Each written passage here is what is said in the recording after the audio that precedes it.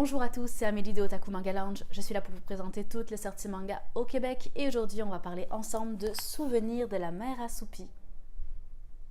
Alors sous ces airs enfantins, Souvenirs de la mer assoupie c'est un manga qui s'adresse à tout public, un petit peu comme les films de Miyazaki qui vont émerveiller autant les adultes que les enfants.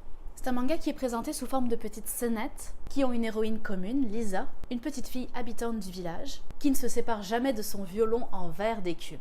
Tout est très poétique dans l'univers, dans les histoires contées. Le cadre fait penser aux villages de Méditerranée, particulièrement ces villages grecs d'un blanc éclatant, à flanc de collines qui surplombent une mer d'un bleu intense. C'est un cadre qui est complètement idyllique, surtout en cette période de dégel, et qui participe à la poésie de l'univers et des histoires dans lequel l'auteur veut nous amener. Un univers dans lequel les phares partent en balade le jour quand ils se sentent désœuvrés, ou encore où les verres d'eau sont remplis par des petits nuages qui déversent leurs gouttes de pluie. Je vous donne ici une petite idée des graphismes que vous allez retrouver tout au long du livre.